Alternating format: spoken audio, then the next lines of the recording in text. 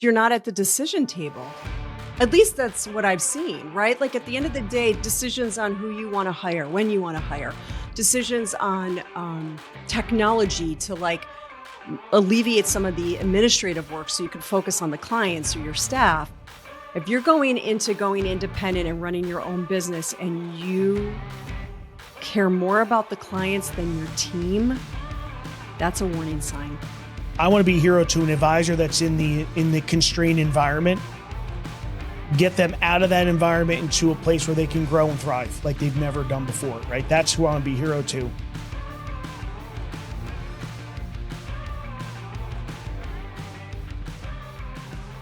Welcome back to the Broken Dealer Podcast. I'm Daren Blonski with my co-host, Carmine Corino. Carmine coming to us from New Jersey. I'm coming to you from California. And we've got a special guest with us today, Jen Goldman, and Carm's going to introduce her. Yeah, Jen is, I'm lucky to say, a friend. She has become a friend over the last couple of years. We've been using her as our operations consultant. She's founder, CEO, chief cook, bottle washer, My Virtual COO, helping scaling business operationally. And she has been she moved, and I could talk freely, Jen, here. She moved from a vendor relationship about 3 years ago. It's been since we've hired Jen to now. I don't think me or my COO makes a decision without, hey, what did Jen say? That's a very common question now in these walls. So I am honored to have her as a friend and as a partner here. She's been absolutely fantastic. What I love about Jen is she has such a unique story, much different than consultants, where she was an advisor, a client-facing advisor, to now being an operations consultant for very large firms. So Jen, why don't you just give us a quick overview on your journey through the business from the start to where you are today? Sure. Thanks for having me on, you guys. And I love both of your energy, so this will be fun. And don't make too much fun of my history now. So it can't be any worse than Carm's history. So don't worry. Daren, you're going to find something. You're going to find something. Trust me. So I'm originally from Buffalo, New York. Yay lately for us. And I actually started in quality control at M&T Bank. And in doing so was big into processes and systems and all things fun and not fun, because I was the youngest person there doing quality control. So nobody liked me. And then from there, I became a financial advisor for a broker dealer in Boston. So I actually kind of packed up the bags, stopped the MBA studies that I was doing. And I was also cold calling for an insurance agent at night and went to Boston. And so I joined a broker dealer. There I supported a lot of the high-end advisors and said, this is what I want to do. So where's my own, kind of book? I will not say everything that happened. It was not great, but needless to say, I got offers from the top warehouses in the country, Merrill and Smith Barney and others. And I joined Smith Barney as their first woman rookie and built a business. By age 27, I was up to about 25 mil of AUM and working with business owners. And then I went to the largest multifamily office firm and became a senior planner there to 8 families. And that's when they made the mistake of letting me also help them scale and put themselves on the market. And they actually sold out at the highest valuation in the industry at the time. And then I went on to a couple other firms and helped scale while being a senior planner. And then I went to the dark side and became a consultant. And I've been doing that for 20 years now. Take a moment and unpack that. That journey right there is when Jen had told me that journey early on when we first met, we were interviewing other operations people that were great. That journey is what stood her apart. I mean, she saw from the trenches of building a book at what, 26, 27, $25 million book within a wirehouse, first woman rookie. So, and were you the first one to charge fees for planning there as well? Yes. Yep. Yeah. I was the first one to get the CFP. That was like new to them. They did not love that. So that was done off hours. Mm-hmm. So you talk about a journey and someone that could relate to someone like myself and Daren going through this journey. So Daren and I are in the middle of a marathon. She's run it 3 times already. So that's the value that she brings here, is this operational wisdom that we haven't found yet in anyone. So that's such a great story. Nothing about that is bad. But actually, we don't say broker dealer on this podcast. We say broke-in dealer. It's a habit now. Exactly. It's a habit. That's right. There's a reason why we all laugh, though. That's the whole point, right? Isn't that the common theme? So Because it's broken. mhm.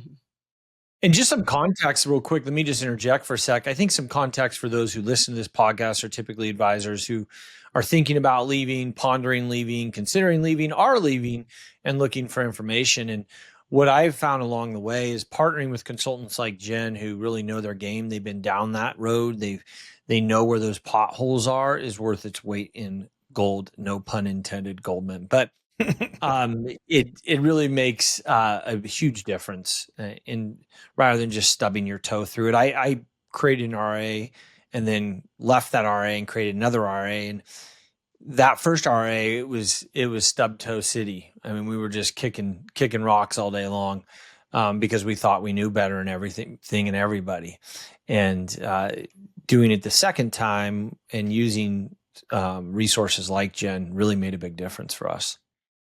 Yeah, no one does it on their own. I use the story of wisdom versus knowledge. Knowledge, you can read a book and you can get some knowledge out of it, right? So, if I wanted to climb Mount Everest, I could read books on how to train and how to get up Everest. But when it comes to hiring a Sherpa, do you want one that read a book like you, or do you want someone that actually did it? And that's the difference between wisdom and knowledge. Wisdom is only gained through doing. So when we're having our bi-monthly calls with Jen and she yells at me for something, that's coming from a place of, I've already yelled at someone for this, and I know you're making a mistake, right? And don't deny, Jen, I have the recordings. But it's out of love, and that's how I learned. I can't be coddled. So in dealing with the people you've dealt with through your whole career and recognizing the broker-dealer was not your place, was not home for you, and in fact, the operational side was more impactful to you than being an advisor. You have seen advisors break away, start their own firms, break away, tuck in, break away, go to another wire, take a big check, right? So where do you see the advisors that are leaving these constrained environments and going independent? What are some of the common traits that these advisors have in common? Yeah, common traits, certainly entrepreneurial. Certainly feel that they have the stamina for it because it takes that. They have enough of a vision to understand that the restrictions are holding them back from helping more people. I mean, it honestly, and maybe birds of a feather, you attract who you were. I mean, I moved into operations to help more consumers in the end. Like the better the businesses do, right, the more consumers. So I think the same goes for people that are leaving those restrictive environments. They don't want to be restricted. They want to have a bigger impact. And so that's a common theme that carries them through. The other thing too is they're resourceful. They're resourceful. Maybe not to the extent they need to be. They don't really understand the full scope of it, but that's okay. But at least resourceful enough to read, to learn, to listen, to gather from others that have done it before. That's the common thread. That's a great point. In our advisor intake, one of the questions that we ask outside of revenue, AUM, designation, staff, technology, things like the normal things that Daren and I would ask for, we have a whole page on personal development. What are you reading? What podcasts do you listen to? Do you go to any industry events? Do you have a coach? I've already been taking notes on Jen's books in the background. And my favorite is the Dr. Seuss one. I like that one one. too. Yeah, you see Gumby next to it? You can kind of see Gumby's in there's Gumby, yeah. Very nice. Oh, the energy bus too. And you've got the apple tree. That's a good one. Daren, you've read all these. I mean, listen, that's exactly the point. If I may say, you two are high learners. And that's what you need to be. It's this kind of like learning and pivoting, which builds wisdom, right? It's all full circle. Yeah, I'm an advocate. There's no new information out there. There's just a lot of great information out there. The problem is you're not consuming it. And most people aren't consuming it, where my Kindle's sitting right next to me here. And whenever I have even 20 minutes to break, I'm in the book. And that we're rolling out these stewardship agreements within the firm. And on one of our leadership calls, I made the comment of our stewardship agreements to a couple of people that are not in our firm and even not in our industry. What is that? And I said, well, here's a framework of it. That's brilliant. How did you come up with that? I go, I read a book that talked about stewardship agreements. This wasn't my idea. There are so many great ideas out there. The only person left with great ideas is Daren. I'm all out. I'm done. I was spent very early on. Daren's the only one with great ideas anymore. You know, when you hang out with Carm, he walks around with like a notebook, but it's like his iPad, and he's like, hold on, let me create a note on my Evernote with that. Hold on a sec. Let me create a note. Oh, let me write that note down. That's Carm. It's literally right here. I'll show you. It's literally right here. And I'm making notes on it right now. Lying. Yeah. So, Jen, when you said about advisors are having a problem growing in these constrained environments, we all know this. Daren and I know this because we were in it, and every advisor that we've liberated out of these constrained environments have grown much faster than they ever did in those constrained environments. What if you were to give like the top 2 reasons for roadblocks to growth in those constrained environments, what would they be? Well, the one is you're not at the decision table. At least that's what I've seen, right? Like at the end of the day, decisions on who you want to hire, when you want to hire, decisions on technology to like alleviate some of the administrative work so you can focus on the clients or your staff. I mean, all those decisions, I guess if I would roll it up to 1. You don't have that.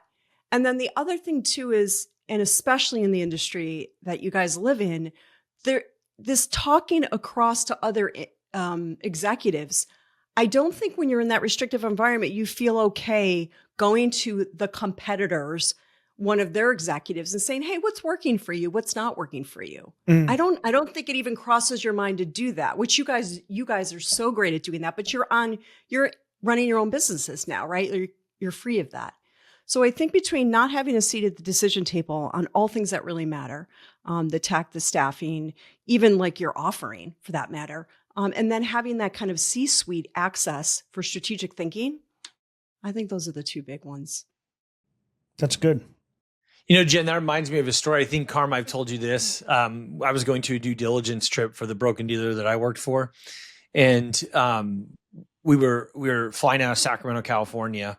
We get on the plane, and there's like these 3 or 4 guys sitting next to me. I'm like, man, these guys look like advisors. They dripped advisor on them. But I started chatting with them and talking to him, like, oh, where are you guys headed? And like, oh, we're headed to Dana Point. I'm like, oh, I'm headed to Dana Point. You going to the, blah, blah, blah due diligence trip? And they're like, yeah, we're going. I'm like, well, where are you staying? And they're like, oh, we're staying at this hotel. And it turned out that this dealer that I worked with for at the time wouldn't allow us to be with any other financial advisors from other firms. So literally this investment company was running 2 different due diligence trips, one for everybody else and one for the company I worked for, because just to your point, like they purposely block you from cross-pollinating, because when you cross-pollinate, you all of a sudden learn some things and you start opening your eyes, like that whole, matrix, take the pill, right?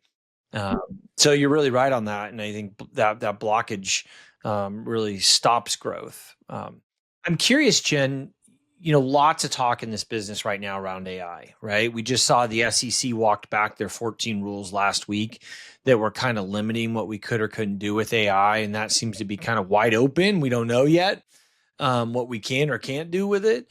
How are you seeing that being implemented and used across operational frameworks? Yeah, very carefully.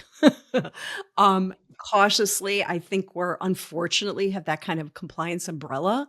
And I see this also not just in the industry you guys sit in, but law firms too, just to be fair, and accounting firms. So very cautiously out of the administrative side, I do not see a lot of use at a mid-level skill set. So administratively, like when we do our video calls, right? We all are using at this point AI to do the summaries, to have the videos, all those different things to save us from having to annotate. Although, Carmen, you can still use your notebook, and so we have that. That's being actively used across the board. The other thing about AI I'm starting to see is the workflow kickoffs, like the idea that if there's certain keywords that are said, that it could kick off a workflow, but that is just starting. Because that's almost mid-level. That's like critical thinking, right? If this happens, then that needs to happen. So I'm just a touch of that starting. And that's about it. I don't see, not to be fair, marketing. We all see this, right? I mean, everybody's throwing in personas. Now, what we're doing and we're seeing consultant firms doing, and I was just talking to somebody at Accenture, using AI to capture our critical decision making. So that's, I don't want to comment too much on that on the financial planning side. I don't see it being used yet, but I could see when you're trying to train somebody younger, use the AI to teach them how you think so they can learn more quickly. Right? Because you guys, to be fair, you take it for granted how your brain synapse so quickly through a client situation when they have like multiple things going on in the family and life transitions and maybe a business or they're in a, like all those things you're clicking through and sequencing what should be done. To train somebody younger is really hard. So I'm starting to see a touch of that get thrown into AI to see if we can kind of like put a roadmap together for younger hires. It's interesting. I was actually talking with a gentleman who's developed an AI platform out of Dubai this morning. He's like, I'm talking to him as Iran sending missiles over Qatar. I'm like, hey, how's it going? I'm still all right. But anyway, that was what we were talking about, like the ability, one of the real challenges in scaling and when you hire new advisors into this space is I call it, so when I hire advisors, I basically have them sit in meetings until I get the shut up eyes. I don't know if you know what the shut up eyes are, but it's like the client asks a question and the advisor has that look in their eye where their eyes go like this. I know that answer. And I just start talking and I look at them like, oh, you're ready for me to shut up. And then I shut up and then they take off. Right. And that's the shut up eyes. And that's my very scientific way of figuring out when an advisor's ready to really be on their own and start working. But you think about all that interconnectedness of knowledge that has to happen in our business, from taxation to investment management to emotional behavior, financial behavior kind of stuff. And that cross section, and we were talking about developing a tool where literally the advisor's in a meeting and in real time, the AI is listening to what's being said and then offering the answers that are more factually correct over on the, like the right-hand side of the screen. That's where this is headed in the next few years. But really will help the entry-level advisor from both just an accuracy standpoint and then for executives like Carmine and I for making sure that our advisors aren't saying things they shouldn't be saying and managing that. But it could really help with the training function. Yeah, which then means helping more consumers. So you can tell my passion is that, right? But like, so and so this is where it's nice to be a part of a company where you don't have those restrictions so you can try it. And this doesn't mean try it and then put it out to the world and make it public. You guys know this because you're more on the cutting edge, that you can have AI be captured proprietarily, like meaning when you put in AI, it doesn't go out to the world. You can keep it within your own, like Microsoft Pilot. I have an agent. You can't access what I put into that agent anymore. Like that's mine. That's my, so taking these recordings of calls, recordings of meetings, throwing it in there and starting to build this like training thing. It's huge. And again, I just think it helps in the end, the consumers, but you got to be out of that restrictive environment. Yeah. One of the really challenges to going independent, Jen, and you probably know this really well, is there's all these different, when you go independent, you buy all these different tech tools that you need, right?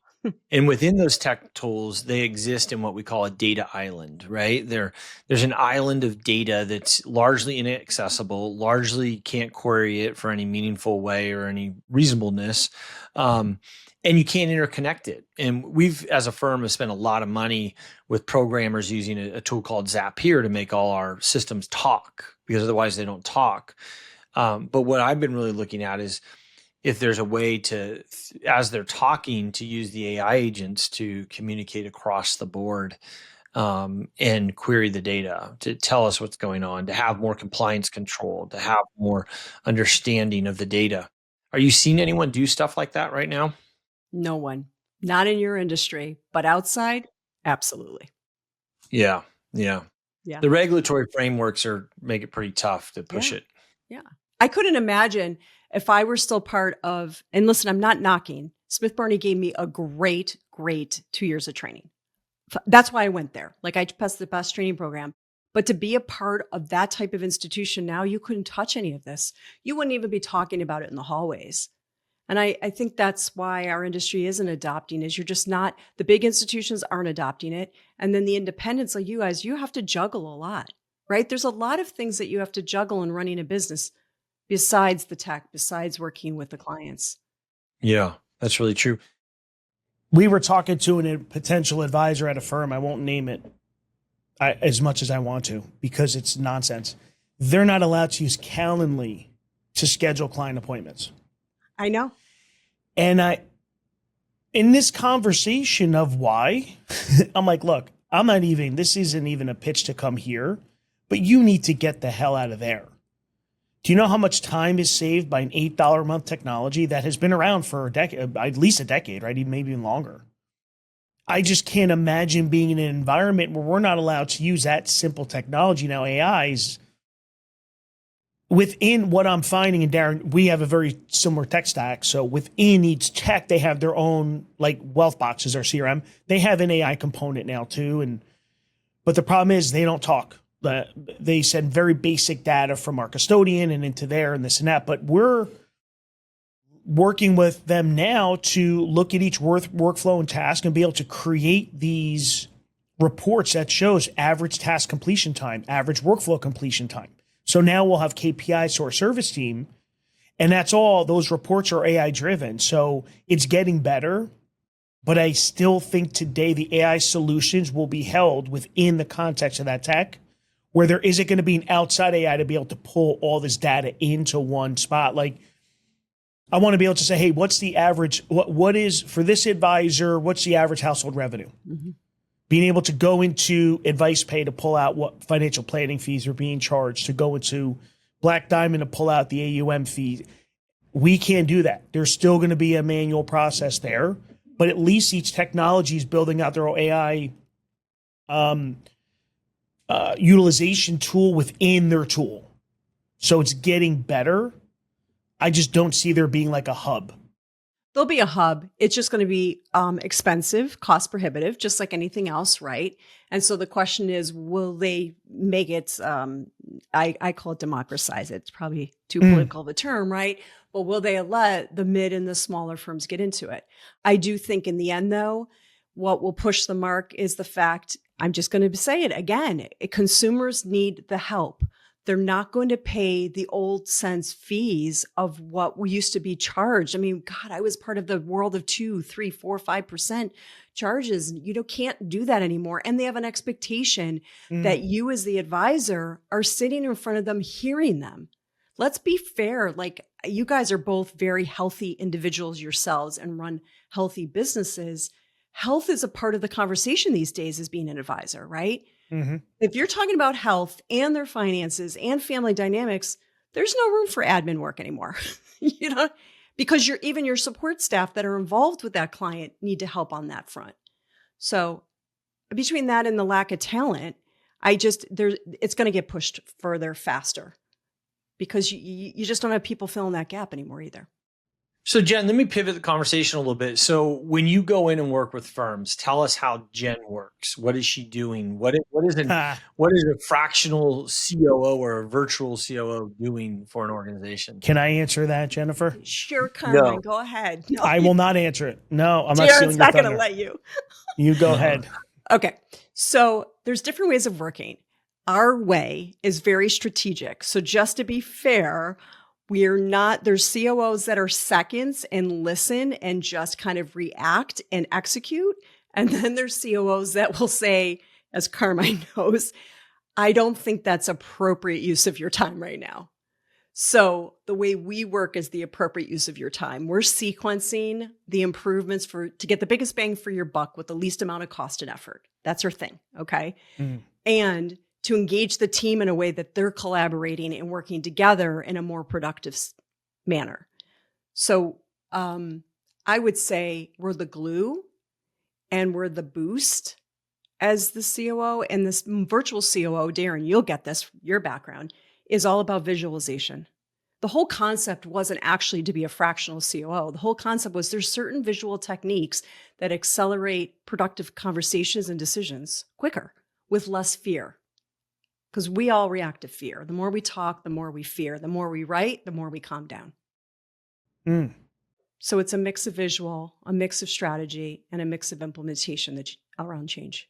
So you're really there to be a guide around change for orgs, right? As you're shifting, as you're making decisions. Carm can certainly attest to this, but my experience is, and you said this early on in the conversation, Jen, you pivot or you die effectively. Like that is this game. You learn and pivot, learn and pivot, learn and pivot. Like that is what it means to be an independent RIA. And if you're not willing to do that, then you certainly should park yourself down in front of a pre-configured setup. And be an intrapreneur, not an entrepreneur. Mm. Give me an example, Jen, of like a big change activity that you've participated in and how that's gone and how you've engaged with that organization. Yeah, the one I always think about, because it was probably the biggest, was an advisor that did break free of the broker-dealer and shed 70% of their client base. Mm. Yeah. They wanted to get rid of 70%. Purposely. They offboarded 70%, which only represented 10% of their revenue. Whoa. Yeah, the numbers were crazy, right? But by the shedding of all that, freed them up to expand the team, expand the client base with who they wanted. And frankly, the 70% clients they gave away, they basically gave 3 other sources, were a much better fit. So it was actually brought in referrals. Like I always hope for the best, but I'm a planner. So I plan for not the best to happen. And in that case, they got great referrals from the people they offboarded. That sticks in my mind. It's a great story. There's other stories that are smaller than that, but you asked for one. So let's go into some detail on that, right? So advisor comes to you and says, look, I want to leave where I'm at. I want to go independent. I'm going to engage with you, Jen, to coach me through that process. You're going to take me through a client scoring exercise of some sort, help me with verbiage and how we talk about what we do and don't do to the client so that it comes off in an appropriate way and actually leads to referrals. Am I gathering that right? Yeah, with a couple more pieces. Great. Add those in. Yeah, let me add them in. So we did P&L projection to understand what it meant to the bottom and top line. We did a staff recalibration. So what does it mean for the staff if they're not serving those 70%? What are they going to do with their time and what do they want to be doing? So there's passion versus what you expect them. So we had to do that. We also did the client experience charting, which you guys know. Knowing your different segments of clients and what you're going to offer them and make sure you don't under or over service them. And then we came to the onboarding process. So then by the time we got to the actual details like you're talking about, there was such a strong conviction that this is the right thing for everyone that it went faster. It was because the thing about change is we get in the middle of it and we're like, why are we doing this? I forgot why we're doing this.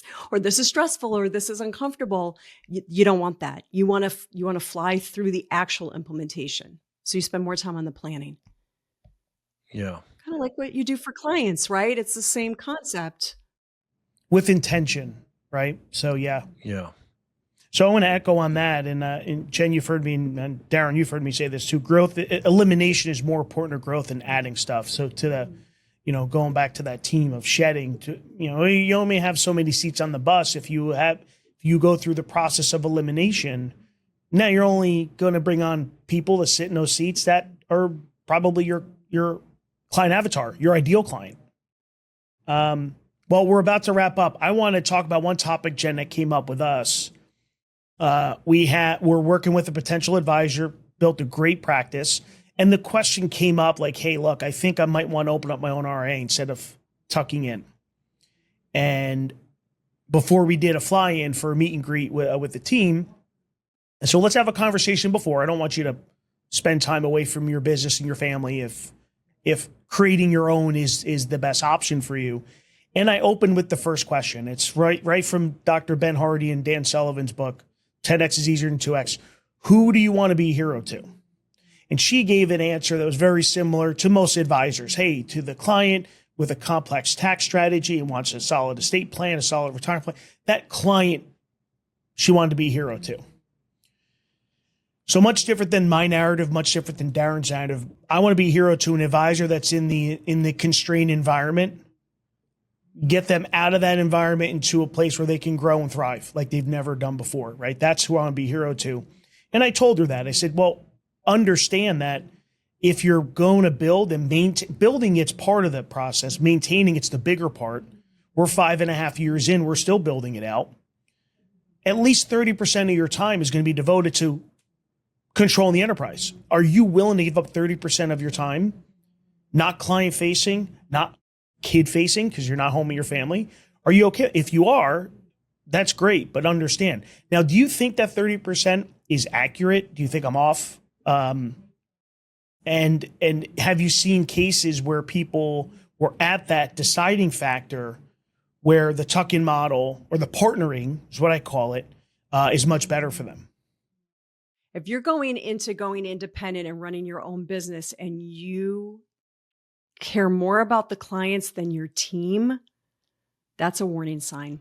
That's what I look like. You guys care more about your team that are the advisors and support staff to help the clients.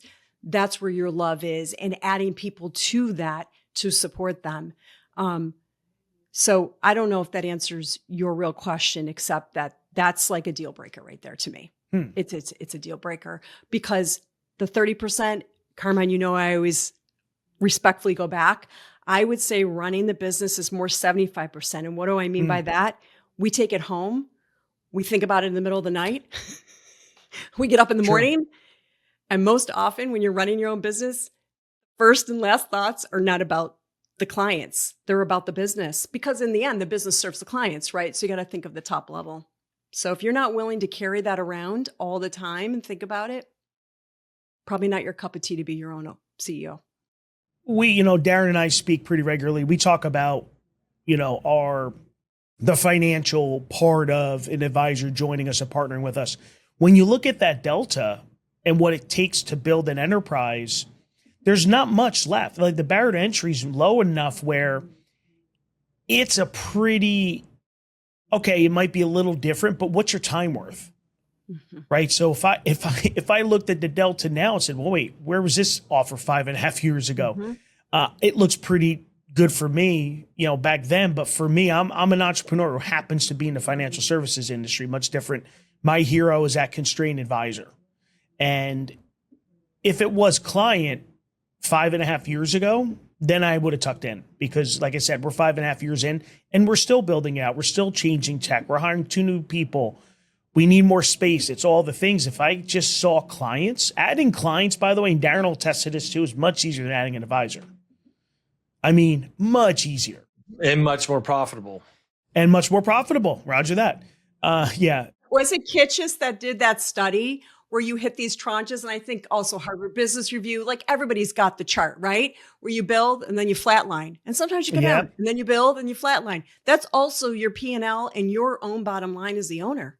Yeah. And nobody gets that. They think it's like this straight line up. Not even close. No.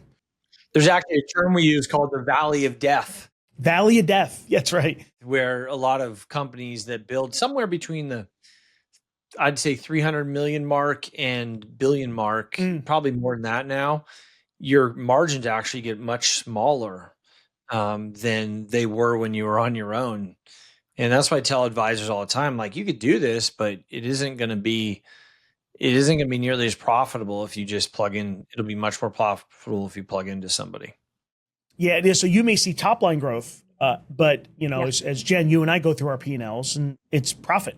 Top line, you can grow pretty rapidly if you're adding advisors on in a rapid pace. Sure, that top line number looks great, but to Daren's point, there's going to be you have to where you had that level where staff is now, people it's the biggest cost, right? That's so right. In order to grow, you need people.